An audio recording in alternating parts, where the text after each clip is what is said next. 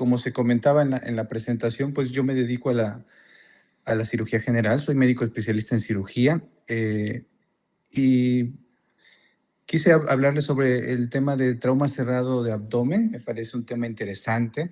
El maestro Cristian es compañero de trabajo y además somos equipo quirúrgico en esta unidad, en el Hospital de Alta Especialidad de Veracruz. Y en este tipo de institución es muy común y muy frecuente que nos enfrentemos a retos como el paciente policontundido, politraumatizado o lesionado.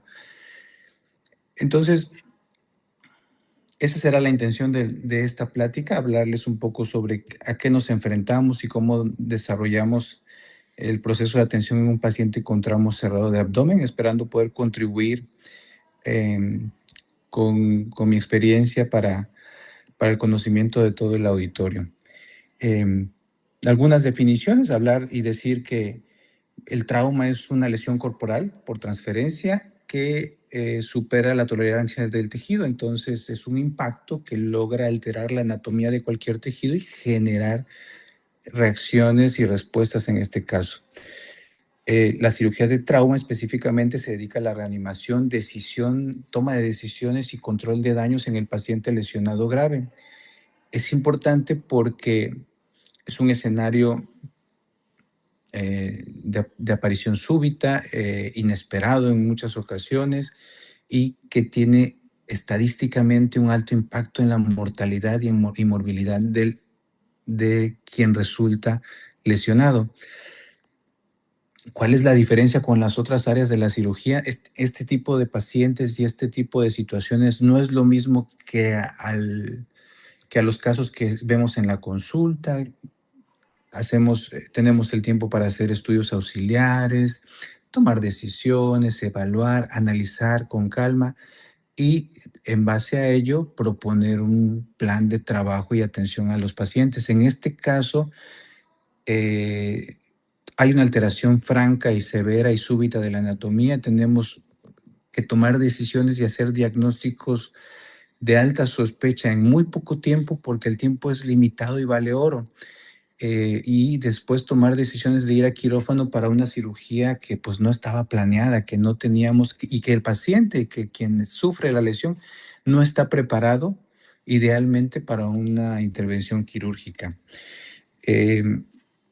Brevemente hablando algo sobre cómo nace porque la atención al paciente traumatizado ya es algo en la actualidad estandarizado, pero viene de ensayo y error, observación, práctica y hasta que se logró perfeccionar y estandarizar para que todas las unidades hospitalarias hablen el mismo idioma y entonces se pueda dar la atención correcta y obtener mejores resultados.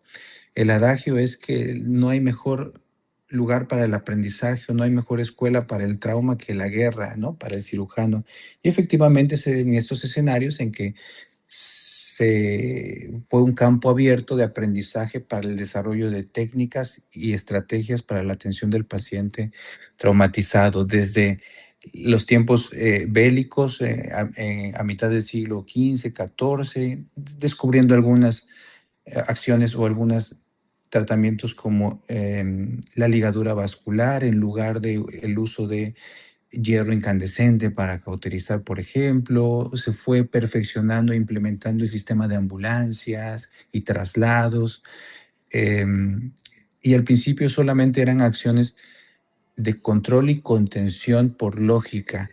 Ya para el siglo XIX, no solamente eran acciones ni solamente era un principio operativo, sino que se empezó a estudiar la mecánica del trauma, qué sucedía, cómo se controlaba y qué alteraciones sistémicas generaba el choque hemorrágico, por ejemplo, y las medidas de reparación vascular, entre otras. Al día de hoy, y ya para el siglo XX, ya contamos con el ATLS, que es el soporte vital avanzado en trauma, que es un lenguaje común y que estandariza, ordena las prioridades y atención que debe recibir el paciente traumatizado. Se implementan y se se implementan principios como el control de daños o la cirugía de control de daños, de lo que hablaremos ahorita en unos minutos. Y todo esto ya es documentado, es puesto en marcha, eh, y es comprobado además. Entonces, fuimos desde la observación y la improvisación hasta el uso de técnicas ya comprobadas para disminuir la mortalidad en el paciente traumatizado. Llevamos todo lo que había en la guerra a la práctica civil y lo convertimos en un protocolo, registro y sistema para uso de todas las unidades. Anteriormente era muy fácil, vamos a decirlo así, viéndolo desde ahora, viéndolo de aquí hacia en retroceso, no era difícil lo que había que hacer. Todo paciente ante la mínima sospecha de que tuviera algún problema en el abdomen después de haber sufrido un trauma, inequívocamente entraba al quirófano. Total que no pasaba nada. Lo peor que podría pasar es que no hubiera nada y pues el paciente se cerraba la herida nuevamente y listo. Pero actualmente sabemos que no es así. Un paciente que se somete a una cirugía innecesaria va a sufrir cambios. Eh, la cirugía, la laparotomía exploradora eh, es una lesión arbitraria al cuerpo que uno elige hacer buscando obtener un beneficio. Y lo que esperamos es que el beneficio sea mejor que el riesgo de haber operado. Entonces, actualmente ya no es así. Como les decía, antes era la parotomía para todos. Posteriormente aparecieron algunos métodos de diagnóstico como el lavado peritoneal, sobre todo en el siglo XIX, en el cual a través de una pequeña herida en el abdomen se instilaba líquido, vamos a decir, solución salina y se decantaba hacia afuera. Si había sangrado, pues era evidente que algo tenía y se hacían algunos conteos de elementos microscópicos para determinar si el paciente tenía algo que pudiera asociarse con perforaciones intestinales, la presencia de orina u otros líquidos corporales. El ultrasonido vino a revolucionar la atención en el servicio de urgencias porque ya es muy claro poder obtener imágenes que nos ayuden a tomar decisiones en segundos. Y posteriormente tenemos ya estudios avanzados. Actualmente hay mucha tecnología a favor del paciente traumatizado, ¿no? Desde la llegada de la tomografía que nos permite definir con mucha claridad y además estadificar las lesiones, porque no es lo mismo un órgano medio o muy poco lesionado que uno gran lesionado. Uno puede ser objeto de manejo conservador o no operatorio y el otro sin duda requerirá manejo quirúrgico. Hasta terapias como el intervencionismo, en el cual por, por la vía de un acceso vascular, por un cateterismo, vamos a decirlo así, se puede llegar al vaso que la tomografía detectó, sellarlo con un coagulante especial y con eso permitirnos tiempo para mejorar la condición del paciente y llevarlo a una cirugía definitiva o incluso dar tratamiento definitivo sin necesidad de haber operado, ¿no? Estas frases de ante la duda no hay duda, la rajadura cura, o si brinca y rebota se ganó su rajadota, pues ya realmente son anecdóticos, ¿no?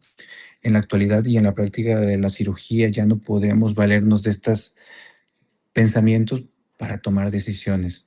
A grandes rasgos podemos dividir el trauma abdominal en contuso y penetrante. Anteriormente conocido como cerrado y abierto, perdón.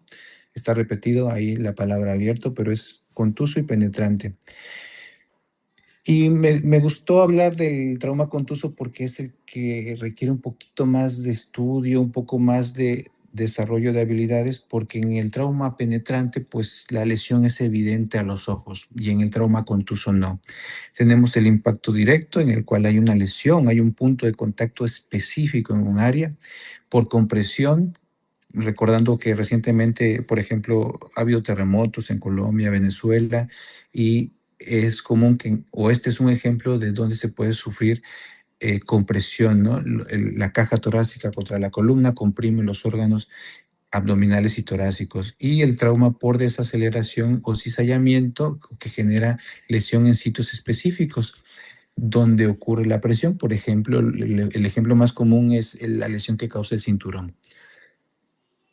Y entonces esto nos orienta y nos dice dónde y hacia dónde nos tenemos que dirigir y dónde está la principal sospecha del área lesionada. Por ejemplo, estos son casos que encontramos en el hospital en el que estamos y aquí es evidente, no tenemos duda. El paciente tiene dos lesiones, una en el tórax y una en el abdomen. Sin duda va directo al quirófano. Entonces, estos casos puede ser fácil para nosotros entender que tenemos que ir al quirófano. No hay mucho que pensar y esto es toma de decisiones inmediata. Pero, por ejemplo, podemos encontrarnos un caso así, una persona que llega al área de urgencias y que tiene un abdomen, vamos a decirlo, virgen, no tiene áreas evidentes de lesión, no está penetrado y peor aún, el paciente viene inconsciente, ya tiene apoyo mecánico respiratorio, ni siquiera podemos interrogarlo y preguntarlo, o él nos puede decir si tiene dolor abdominal o no. Ahí es donde aparece el reto de diagnóstico ante un trauma abdominal eh, contuso. Este paciente, por ejemplo, fue operado, tuvo un trauma esplénico, un trauma de vaso, pero podemos ver en las heridas que tiene que sufrió un impacto de alta energía. La combinación más común que actualmente tenemos del paciente que llega con nosotros es el paciente que usa motocicleta, pero no solo que usa motocicleta, sino que va sin protección cefálica por la noche, alta velocidad y con intoxicación etílica. Esa es la combinación que regularmente llega con nosotros, el paciente traumatizado. Y les decía que, bueno, ya está estandarizada la atención, ya tenemos el soporte avanzado vital en traumatología. Este es un programa estandarizado para la evaluación y el manejo del paciente contundido, dirigido a todos los profesionales de salud que trabajen en un área de atención a la persona traumatizada. Esto es hospitalario.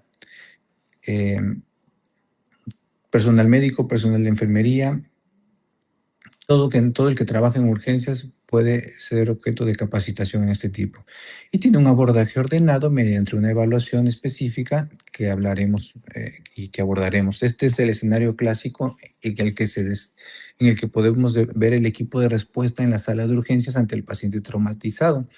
Está compuesto por diversos elementos o personajes que trabajan al mismo tiempo haciendo cada uno el el proceso que le corresponde. Tenemos y lo podemos dividir en áreas de liderazgo y decisión, reanimación, soporte y auxiliares. El líder regularmente es el médico de urgencias, el cirujano que se encuentra en el área de urgencias, coordina, detona el proceso de atención. Tenemos también a la persona que salvaguarda la vía aérea. Tenemos el área de reanimación y soporte con el personal de enfermería, monitoreo, accesos, fármacos, administración de medicamentos y hemoderivados, control, reportes y cronometrar todas las acciones que hacemos. Y ya de ahí tenemos estudios auxiliares como la terapia respiratoria, que estos podemos no tener en la unidad en la que estemos, el banco de sangre, las pruebas de laboratorio, auxiliares de imagen en urgencias como el ultrasonido y la presencia del alto especialista ya una vez hecha la evaluación inicial. Si necesitamos atención por un especialista específico, neurocirugía, traumatología, cardiología, entre otros. Todo esto sucede al mismo tiempo. Mientras uno se dedica a una parte, uno asegura la vía aérea, otra área está canalizando, reanimando al paciente, otro está observando, vigilando. Entonces, todo esto es un trabajo conjunto y bien organizado, que es lo que este programa de capacitación eh, permite que se haga en la forma correcta. Y bueno, tenemos una evaluación primaria y una evaluación secundaria en este caso. Y entonces, por las siglas ABCDE, es que se hace la atención o el abordaje de este paciente, donde A es la vía aérea, que buscamos verificar si tenemos una vía aérea permeable, asegurarla, retirar objetos extraños, verificar si hay respiración, si hay oxigenación, si necesita oxígeno suplementario, tratamiento inmediato de lesiones, por ejemplo, si tuviera una compresión por un neumotórax, evacuar el aire que está ahí comprimiendo el pulmón.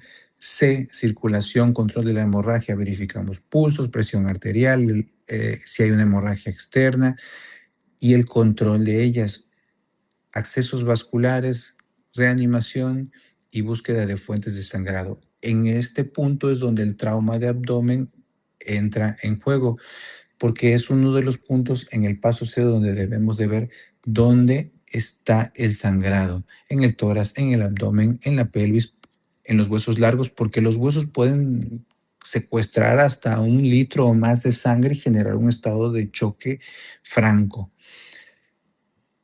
El estado neurológico, evaluar nivel de conciencia y la exposición completa del paciente para no dejar ningún área sin haber observado, sin haber verificado. Muchas veces llega un paciente al área de urgencias, lo vemos, lo revisamos, lo miramos, no hay nada, el paciente está chocado, inestable, nunca mejora, pero no le dimos la vuelta y no notamos que tenía una lesión en la parte posterior del tórax. Entonces, esto es lo que este sistema hace, verificar que todo se ha revisado, atender los principales puntos que nos mantienen con vida, porque eso es el objetivo, identificar y tratar primero aquello que puede causar la muerte al paciente en breve. Y recientemente esta nomenclatura sufrió un pequeño ajuste. Tenemos una X antes del ABCD y eso significa el control de la hemorragia exsanguinante. Es decir, por ejemplo, si llega con nosotros este paciente al área de urgencias y este paciente tiene una lesión en la cara interna de la pierna. Es un sangrado activo, es un sangrado arterial. A mí de nada me sirve asegurarle la vía aérea, quitarle la ropa, canalizarlo, si el paciente está como coladera. Entonces debo de ir a controlar, hacer torniquete para controlar el sangrado y así que me permita iniciar la atención del paciente. Porque ya después en el quirófano comprobamos efectivamente, en este caso, que pues la arteria femoral era la que estaba lesionada. Entonces, ese es a grandes rasgos el proceso de atención en la sala de urgencias estandarizada para el paciente policontundido. Decir también que así como el ATLS es hospitalario, hay capacitación prehospitalaria. El PHTLS es el soporte vital de trauma prehospitalario, que también está dirigido a personal médico, enfermería, técnicos en urgencias médicas, para la atención en el área del incidente y camino hacia el hospital.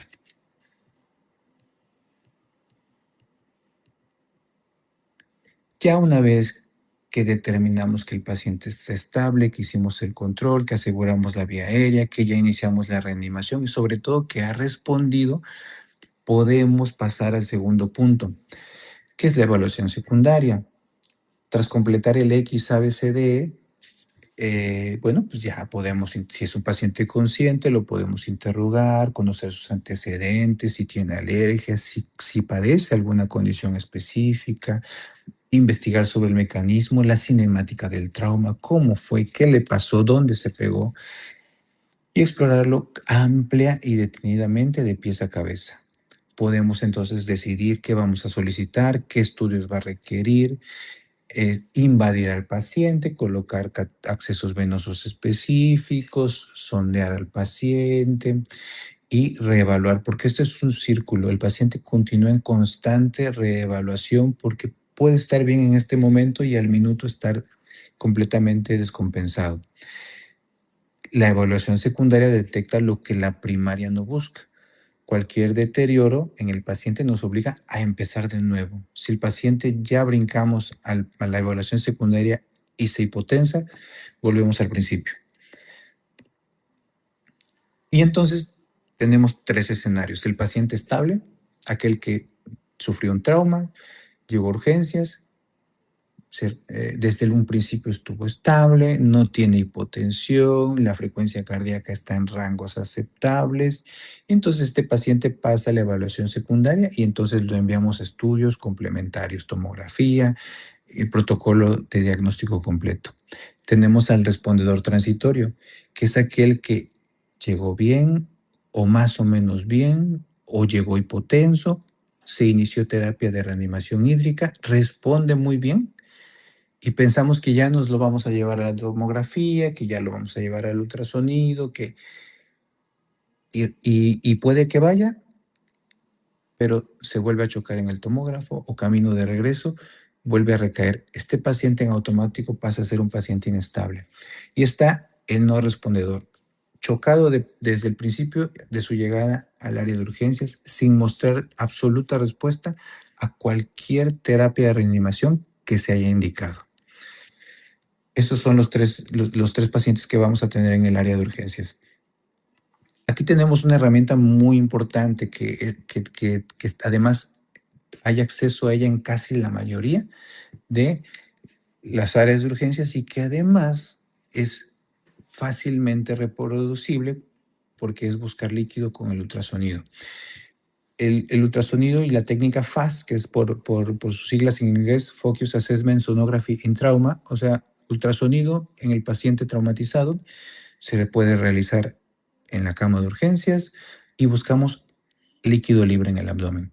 La presencia de líquido libre y un paciente inestable en automático nos permite decidir el ingreso a quirófano y su ausencia no descarta una lesión, pero nos da la oportunidad de decidir e indicar el manejo no operatorio de entrada.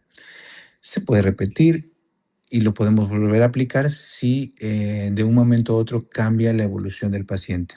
Como les decía, un resultado negativo no excluye una lesión porque hay lesiones que se pueden manifestar tardíamente. Por ejemplo, en este ultrasonido tenemos aquí, este es el vaso y podemos observar la presencia de líquido libre. Este es un FAS positivo. Aquí de este lado, igual, líquido libre sobrenadando y el vaso completamente rodeado de líquido. Estos dos ultrasonidos son pacientes que sufrieron trauma de hígado, el primero, y este es un trauma esplénico. Y este es otro ejemplo de líquido que encontramos en un paciente. Este es un ejercicio que hicimos en la sala de urgencias con los médicos residentes que tenemos ahí en la unidad y observamos en el hueco pélvico la vejiga, a un lado hay líquido libre. Ya esto es un FAS positivo.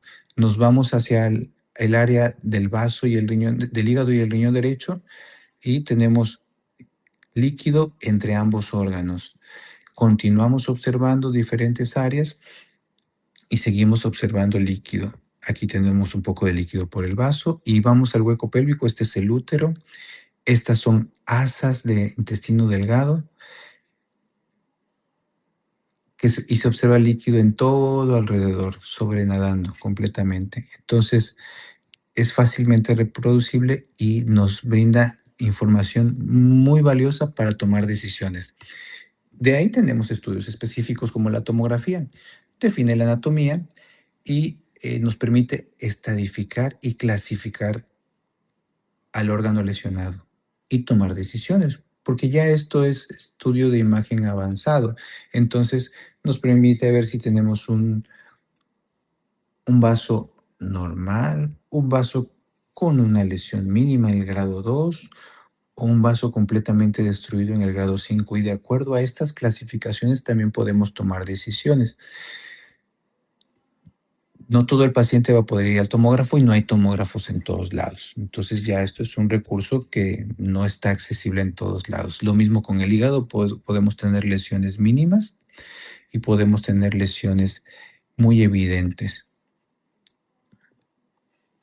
Y de aquí decidimos, el paciente está inestable, tiene datos de abdomen agudo, tiene un sonido que tiene líquido libre, tenemos acceso a una tomografía, el paciente se demuestra la presencia de una lesión y está inestable, ese paciente tiene que ir a quirófano de inmediato. No tiene inestabilidad, respondió a la reanimación, se mantiene estable, la tomografía clasifica una lesión intermedia que puede observarse y vigilarse, determinamos manejo no operatorio y vigilancia. Y angioembolización en casos específicos en los que el paciente tenga una lesión de hígado o vaso que se pueda sellar con vía intervencionismo. Ojo, no es obligatoria la tomografía no debe de retrasar la decisión quirúrgica. Es decir, yo puedo pensar que un paciente necesita una tomografía, un ultrasonido, estudios de laboratorio, una radiografía, etcétera. Pero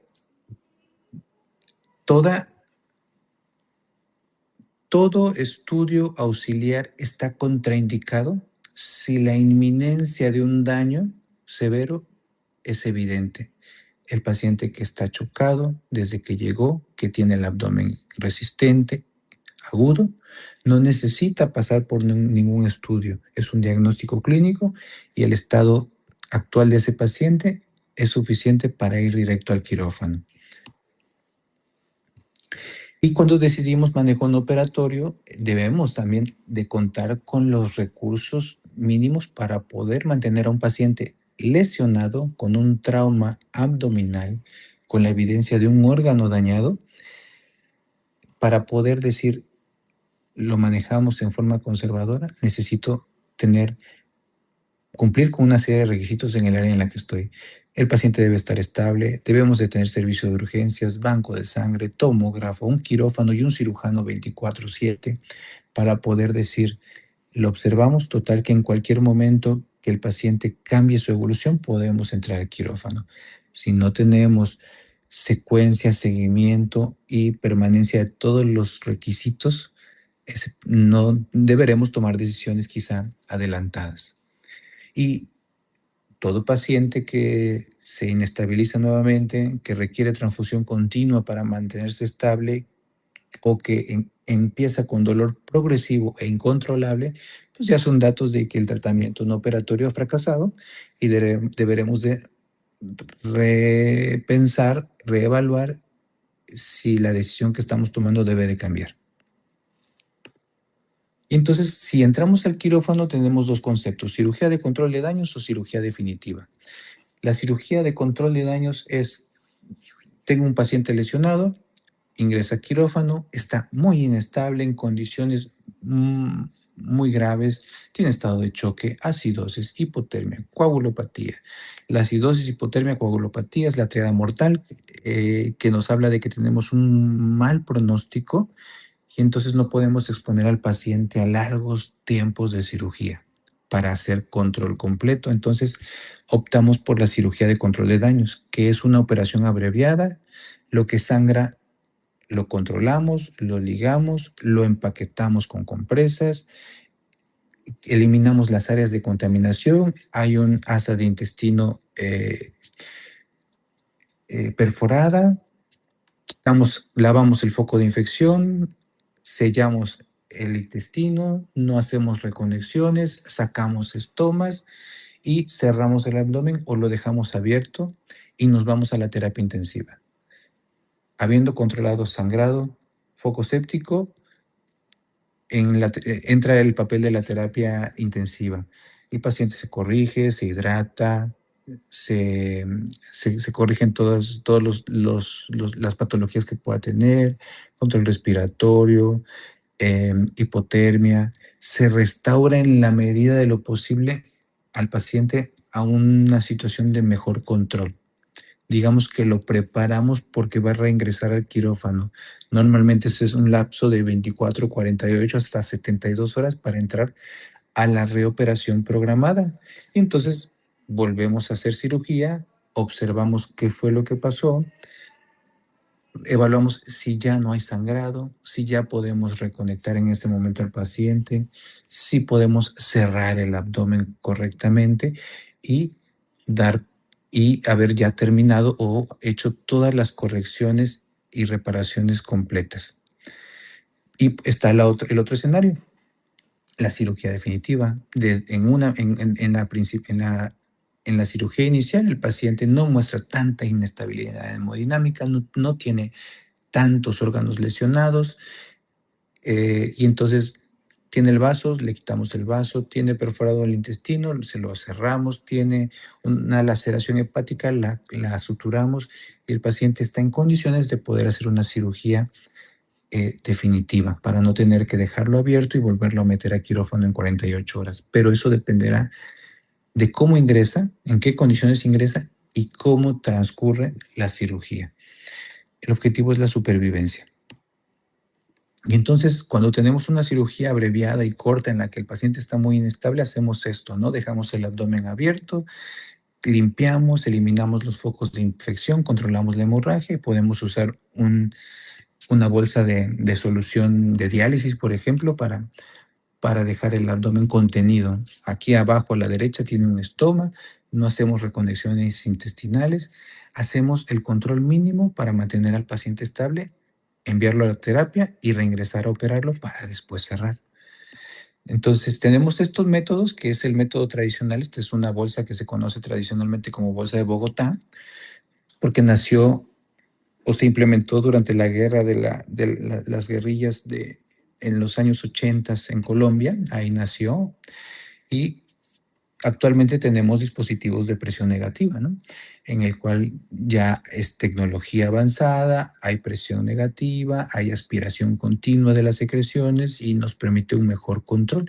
La terapia de presión negativa limpia continuamente, barre los detritus, provoca contracción y acercamiento de los bordes de la herida y nos da mucho mejor resultado y es más segura.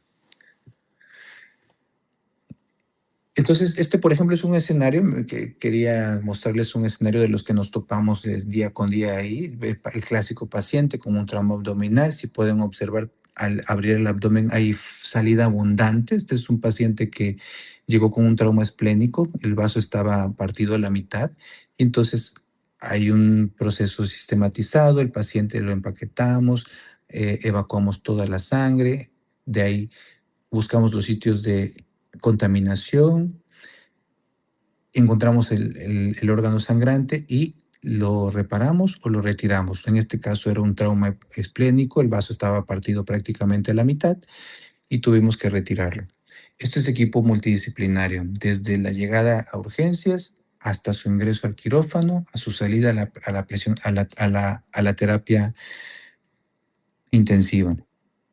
Tenemos otros casos en los que, por ejemplo, también, este es otro caso donde tuvimos un trauma hepático, había una lesión, una gran laceración, igual es la misma estrategia, empaquetamiento abdominal, control del sangrado. Aquí pudimos hacer cirugía definitiva. El hígado era el único órgano lesionado, el paciente estaba en condiciones más o menos estables y decidimos hacer la reparación, una sutura hepática y cierre del abdomen. Entonces, eh, algunos mensajes para llevar a la práctica o para que tengamos muy presentes, ¿no? Que quisiera yo decirles. El, el paciente con trauma abdominal puede ocultar lesiones graves, el paciente con trauma cerrado nos puede engañar, no dice nada, no se ven las lesiones cuando son internas, y entonces es fundamental una exploración inicial correcta y una evaluación constante del paciente. Todo el equipo que participa en el área de urgencias debe de estar constantemente monitorizando, vigilando cualquier cambio en el monitor, en el estado neurológico y si hay algún cambio en sus signos vitales. La estabilidad orienta al abordaje. El paciente inestable requiere decisiones inmediatas y el paciente estable nos permite ahondar y hacer estudios confirmatorios de diagnóstico. Tenemos herramientas muy valiosas de imagen que nos permiten tener un mejor campo de trabajo. tener una visión mayor, un mayor ángulo de visión, pero ninguno sustituye la observación y la reevaluación seriada. Como les decía, el círculo X, A, B, C, D es continuo mientras el paciente no salga del área de urgencias. El manejo no operatorio no es para todos, no se puede en todos lados y hay que estar preparados cuando fracasa para tomar decisiones inmediatas. Tenemos dos casos de cirugía, como les decía al final, definitiva o por control de daños, dependiendo de cada paciente y su estabilidad hemodinámica. Y insisto, la conducta del equipo de respuesta en urgencias es fundamental para detectar cambios, activar respuesta y comunicar el deterioro. En el trauma es tan o más importante reconocer los puntos duros y francos de emergencia, son tan o más importantes como la cirugía misma, porque un equipo de atención al paciente de trauma que no responde y que no detecta a tiempo, el paciente no alcanza a llegar al quirófano. Entonces es tan o más importante la acción de todos los que integran el equipo de trauma como el equipo quirúrgico que atiende al paciente en el quirófano. Entonces, pues eso es lo que a grandes rasgos quise compartir con ustedes. Todos estamos involucrados en la atención de este paciente. En el área de urgencias participamos todos. Los invito también y es algo importante, la educación continua es fundamental. Entonces, hay, hay capacitaciones y cursos para el área de enfermería, para el paciente traumatizado, así como hay especialidades quirúrgicas, el especialista en neonatología, el especialista pediátrico. Como tal, en el caso del trauma no es una especialidad, pero sí hay capacitación para atención al paciente traumatizado. Entonces, pues es mi mensaje y espero que esto haya sido o sea enriquecedor para ustedes y les agradezco mucho la invitación y la atención prestada.